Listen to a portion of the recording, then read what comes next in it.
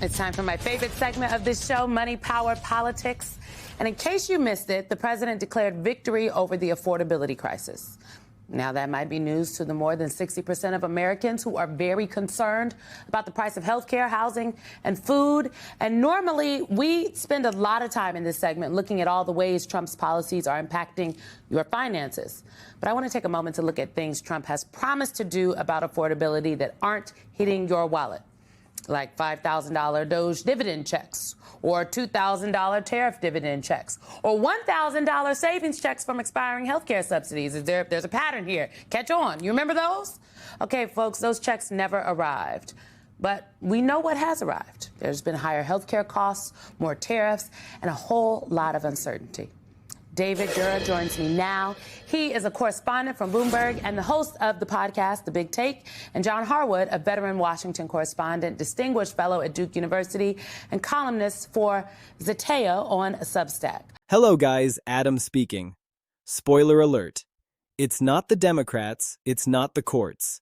And it's definitely not that so-called deep state he rants about on Truth Social at 3 in the morning.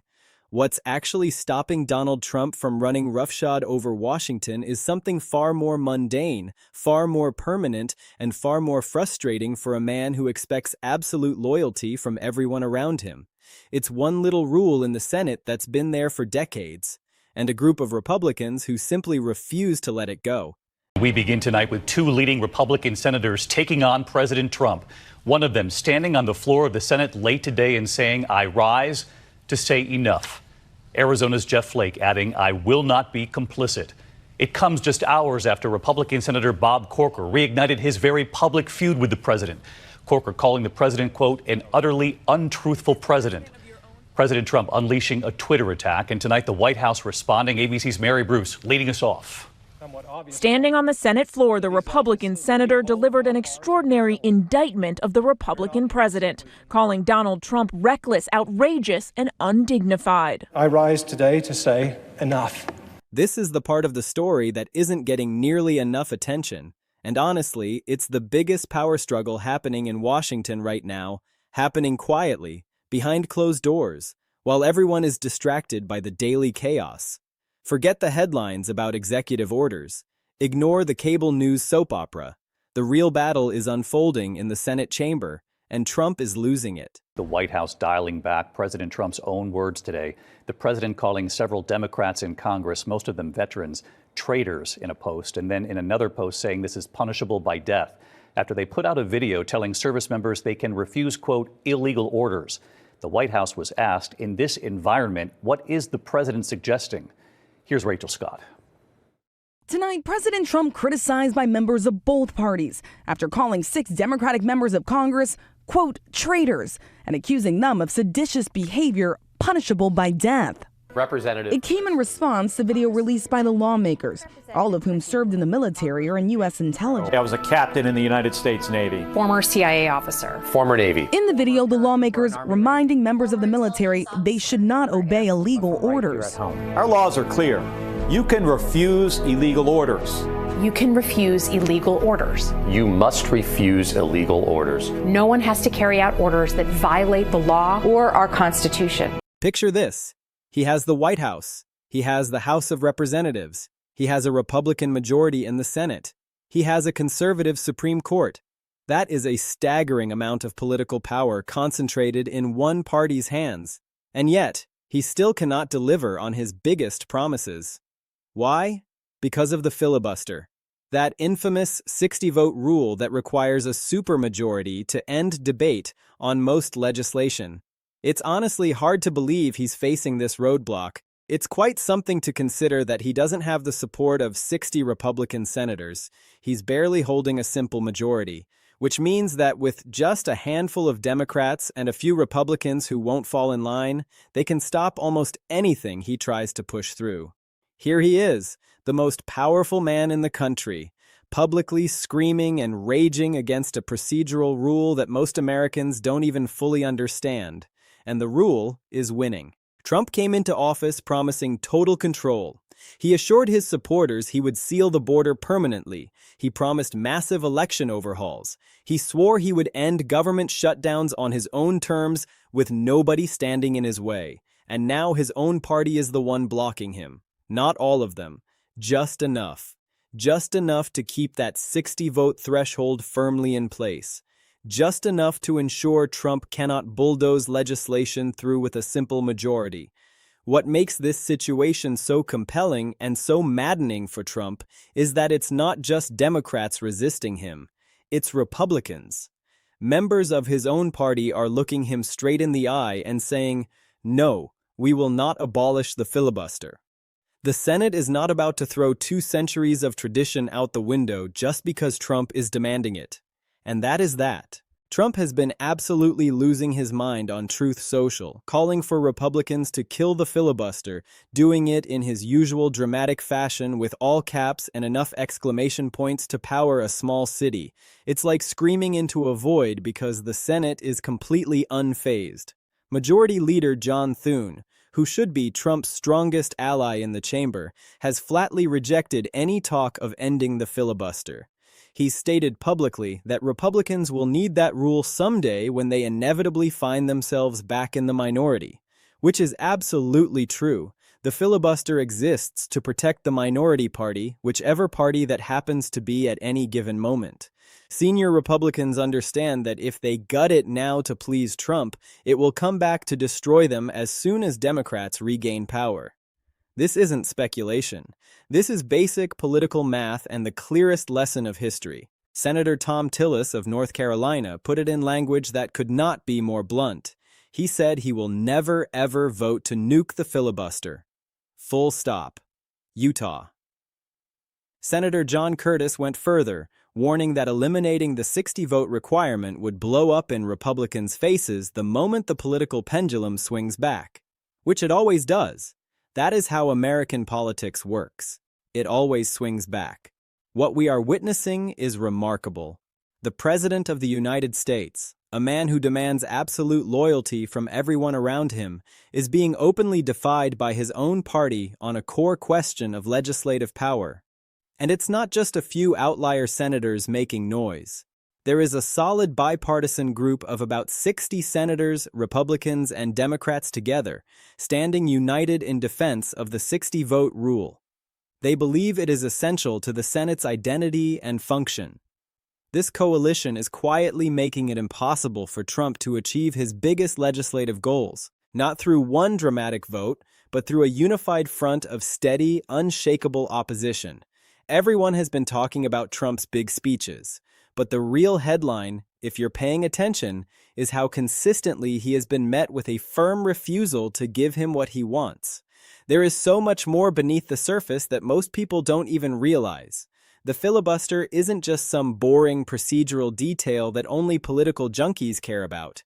It is one of the most powerful tools in American politics today, and it has fundamentally changed the trajectory of Trump's second term compared to what he promised his supporters on the campaign trail. Let's break this down, starting with the government shutdown, because that's where everything became public. With the government on the brink of a prolonged shutdown, Trump saw his moment. He aimed to use the shutdown as a weapon to force through strict immigration rules and election law changes that Democrats would never agree to under normal circumstances. His plan was simple: keep the government closed until he got his way. Classic Trump playbook. But here's the problem. You cannot pass a bill to reopen the government with a simple majority of 51 votes. You need 60. That's the filibuster working exactly as designed. The Democrats knew this. They realized that if they held together and managed to keep a few Republicans on their side to maintain that 60-vote threshold, Trump's screaming would accomplish nothing. And that's exactly what happened. Trump demanded the nuclear option. He went on Truth Social and threw a tantrum for everyone to witness. He named Republican senators directly, trying to bully them into submission, and they stood their ground. They did not move an inch. As the shutdown dragged on, Trump found himself in a position where he had to accept a deal far weaker than what he initially demanded. He made concessions. He watered down his proposals. He compromised. The one thing Trump hates most in the world. Now think about what this means on a larger scale. Here is a president who built his entire identity around winning, dominating, never backing down, and he is being outmaneuvered by a Senate rule and a handful of his own party members. It's honestly hard to believe he's the one saying all this out loud. Right now, Trump is facing a challenge he doesn't know how to fight, and it's not the enemy he loves to rant about. While he points fingers at the so-called deep state, the truth is his biggest obstacle is what you might call the deep Senate. The rules and traditions built up over more than 2 centuries of governing. Rules designed specifically to prevent any one person from accumulating too much power. And that is exactly what is happening now. The filibuster forces compromise. It ensures that legislation must have broad support to move forward. So while Trump may be furious about it, he is up against an institution that will not bend. He cannot fire senators. He cannot issue an executive order changing the rules. No matter how many followers he has or how loud he screams, those Senate rules are fixed. As long as enough senators stand firm in defending them, Trump is completely stuck. And it's not just one issue being blocked. It's multiple fronts. Immigration, his flagship issue from day one, is trapped in this Senate stalemate. It's causing endless headaches for his entire agenda. Changes to election laws, strict voter ID rules, heavy restrictions on mail-in voting, all the things he's been pushing since before his last campaign are going nowhere. They cannot get the votes. Even major budget priorities, the spending cuts his allies have been dreaming about, run straight into the filibuster wall. Programs like Social Security, Medicare, and Medicaid are not just popular. They have an extra layer of protection built into that 60-vote rule.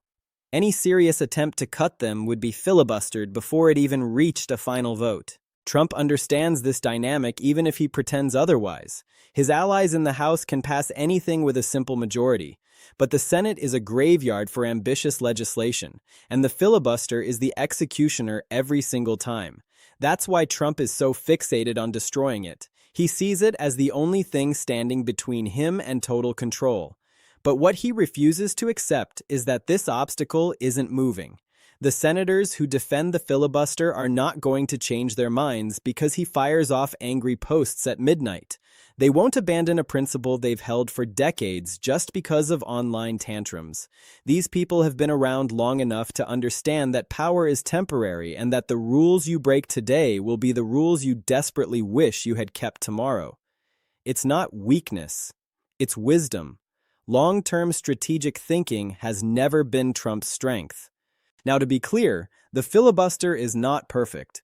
It has been used for terrible things in American history, including delaying civil rights legislation for years while people suffered and died. The filibuster has a dark past. But right now, in this moment, it is serving as a powerful check on Trump's influence. Honestly, it's more effective than the courts, the media, or public protests. Because at the end of the day, Trump needs legislation to fulfill his promises. And that legislation must pass the Senate, which requires 60 votes. That's just how it works. No amount of screaming on Truth Social will change that. Looking ahead, this situation is far from over. It's really just beginning. Every time Trump tries to push major legislation, whether it's a budget fight, an immigration bill, or a spending package, we will see the same pattern. Trump will demand action. The House will pass something because they only need a simple majority. Then it will hit the Senate and smash into that 60-vote wall. Then the fireworks will start. Trump will post in all caps, calling Republican senators weak and disloyal. He will scream for them to go nuclear and eliminate the filibuster forever, and they will keep saying no, just like they have every other time. This cycle repeats endlessly unless something fundamental changes. Either Trump finds a way to convince enough Republican senators to abolish the filibuster, which based on everything we've seen is never happening, or he learns to navigate the system by building bipartisan coalitions to reach 60 votes. And we all know which of those is more likely. Trump has never been good at building coalitions. He doesn't sit down and find common ground with the other side. That's not who he is. Trump operates like a bully, convinced he can intimidate senators into submission. But here's the thing. Senators don't need his approval to keep their jobs. They have 6-year terms. They don't play by his rules. He treats them like contestants on a reality show, expecting them to fall in line or be eliminated. But they can't be fired. They are elected officials with their own supporters, their own ambitions, their own reasons for making decisions. Many senators have carefully weighed the importance of preserving the filibuster against the cost of giving Trump what he wants right now, and they have chosen the filibuster. And honestly, that's what should really worry Trump and his closest supporters. This situation only gets harder for him over time. As he stays in office and elections approach, his influence over Republican senators will keep fading. Senators facing re-election in swing states are not going to commit political suicide by abolishing the filibuster. They know it would cost them their seats. Then there are the senators planning to retire. They have zero reason to care about Trump's opinion or his legacy. They can vote however they want on their way out. And there are quite a few senators already thinking about life after Trump. They care about the institution they will be part of long after he leaves the White House. That's the behind-the-scenes calculation they're making. That's the political reality Trump cannot change, no matter how loud he gets or how many furious posts he fires off. Why does any of this matter to ordinary Americans, not just the political junkies glued to cable news? Because the filibuster fight is really a debate about what American democracy is supposed to look like. Trump's vision, whether he would admit it or not, is a system where the president plus a simple majority in Congress can do whatever they want, whenever they want, with no real checks. That is concerning. Raw power with no guardrails is dangerous. It feels great if you're on the winning side today. It's terrifying if you're not. And the same rules that let one party ram through its agenda today will let the other party do the same thing when power shifts. And power always shifts. That is the one constant in American politics. Right now, the senators defending the filibuster understand this better than most people in Washington. They know that rules matter more than any single legislative victory. They understand that protecting the institution is crucial, even if it means resisting pressure from the White House or facing angry voters back home. They are willing to take the backlash from Trump and his supporters to uphold that principle, even if it costs them politically in the short term. Love them or hate them, those senators are showing real courage in today's political environment. Standing up to a president from your own party, especially one as vindictive as Trump, is not easy. It doesn't earn you applause at rallies or praise in conservative media. But if you care about the long-term health of the Senate and the American system of government, it is absolutely the right move. Here's the bottom line. Trump's second term is not going to play out the way he imagined. He wanted a story of total domination, bulldozing everything and everyone. But the reality is far more complicated. He has enormous power in some areas. Executive orders, foreign policy, media attention. But he is also constrained in crucial ways by the very structure of government. The 60-vote rule is just one example of how that limitation works. The Senate is the most visible symbol of the limits on his power right now. It's a wall he cannot breach, no matter how hard he pushes. An executive order won't change it. A social media rant won't change it. It's one of the few things in Washington that doesn't care how many followers he has or how dramatic he can be on camera. As long as that rule survives, and as long as there are enough senators willing to defend it, Trump's grand ambitions will remain exactly what they are right now. Promises he cannot keep. That is the reality of power in America at this moment. No matter how much he shouts or how many all-caps tantrums he throws at midnight on Truth Social, that 60-vote threshold is not going anywhere. The Senate is holding the line, and Trump has to live with it. That's where we are right now. And honestly, if you've been worried about unchecked power creeping into America, there's a small reason for hope tonight. The system is bending, but it hasn't broken.